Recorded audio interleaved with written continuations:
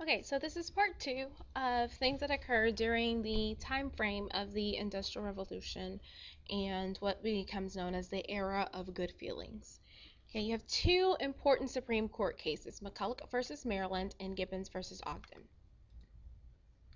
Your Chief Justice of the Supreme Court is John Marshall. He was appointed by John Adams, and he's going to serve for 34 years. So we'll talk about the Marshall Court quite a few times.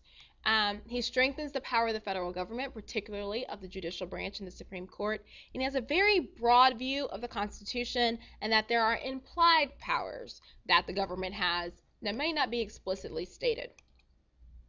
Okay, in McCulloch versus Maryland, this decision states that the state can't tax the federal government. It strengthens the supremacy clause that if a law of a state is in conflict with a federal law, that it is basically null and void and that the federal law is going to be supreme. Okay, this also shows that implied powers do exist. All right, and we're going to make a correction here in the middle of the video.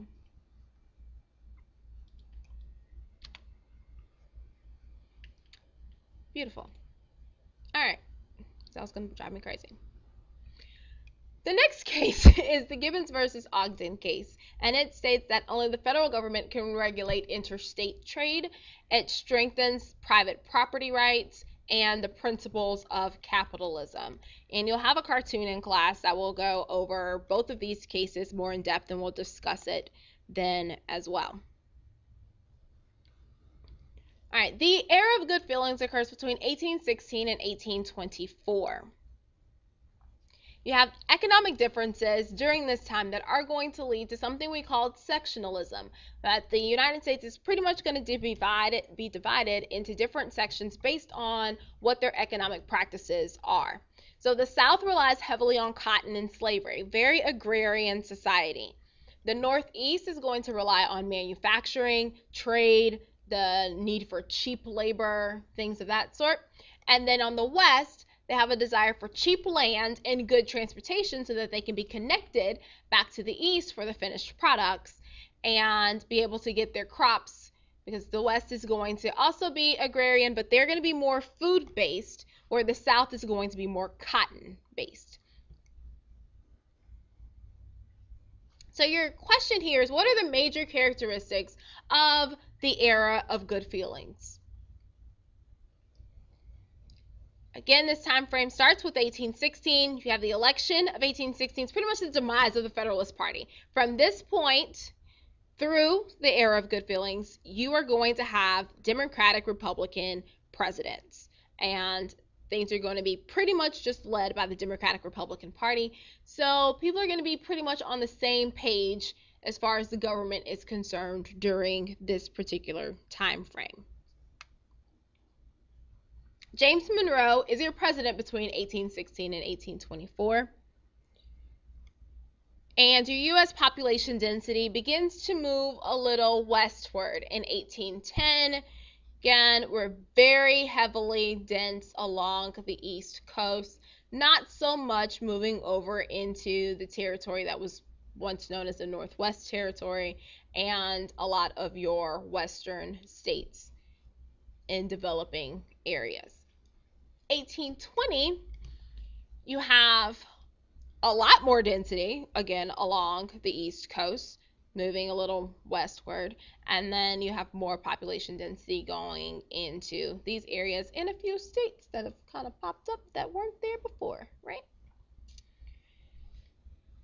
Okay, during this time you have the American system, this idea of the American system that we'll discuss later with Henry Clay, who becomes known as the Great Compromiser, the Tariff of 1816, the chartering of the Second Bank of the United States, internal improvements at federal expense, like building a national road and having the federal government pay for that as well. American system we will address heavily in class as well. With the American system, you have some benefits for the West. The West gets roads, they get canals, they get some federal aid. The East is going to get the backing of the protective tariffs from the West, and a lot of benefits as far as financial things go with their manufacturing industry. But what is the South getting out of it? That's going to be our debate. In the election of 1820, Monroe is going to win by a landslide. It's quite ridiculous. Okay, 99.5 to 0.5. All right, now we have another state, or I should say a territory, that is ready to become a state. And your states are at this point divided evenly between those who allow slavery and those who don't. In Missouri is a territory at the time that allows slaves, and they are applying for statehood in 1817. This creates a big concern about the Senate, because remember, in the Senate, your representation is equal for each state. This will swing the Senate into the favor, I should say, of your slave states. And they don't really want that shift in power to occur if Missouri comes into the nation by itself as a slave state. So you have what becomes known as the Missouri Compromise. This is introduced by Henry Clay, again, remember, great compromiser, in 1820. So Missouri is going to enter the United States as a slave state. Maine is going to come in as a non-slave state. So now remember how you have those two different portions of Massachusetts, and I told you it's not Maine until I tell you it's Maine? Well, now it's Maine. So Maine comes in as a non-slave state, and slavery is going to be banned from the rest of the Louisiana Territory north of the 3630 parallel. All right, that is part of the compromise. Missouri is slave, Maine is free, and then slavery is banned in the rest of the territory north of the 3630 parallel. So this is how this compromise comes out.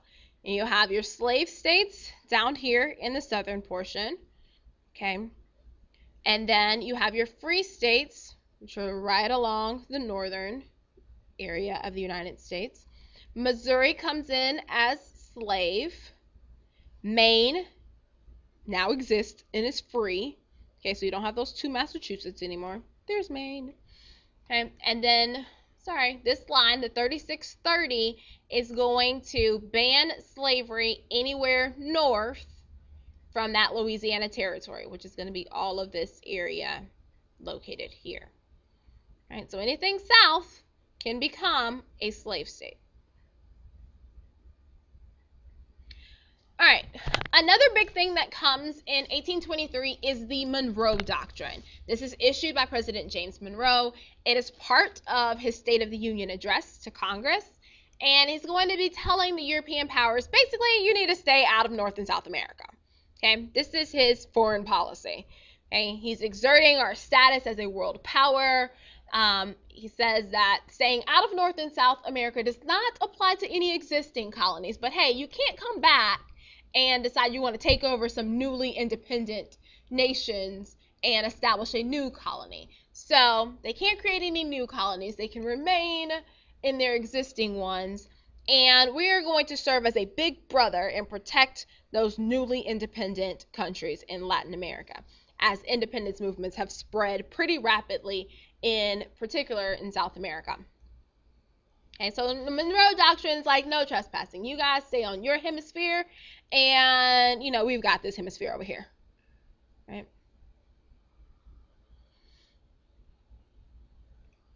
Now, with that, think about a couple of questions. What foreign policy principles are being established here? What warning is being given to these European countries? And what are we going to do if the European countries don't listen to this little warning that the Monroe Doctrine is stating? And here's one of your cartoons about the Monroe Doctrine, and the U.S. is over on this side. We're in our hemisphere. It's like, hey, don't cross this line. All right? Atlantic Ocean, stay over there. Unless you want to trade. We can make money, but don't come over here creating new colonies. All right. Let's just be mindful of these things that we've gone over in the notes portion. Again, we'll go over it in more depth in class with some different activities and cartoons and things of that sort. You do have a quiz that you need to make sure that you've taken care of on Edmodo from these notes, and I will see you in class.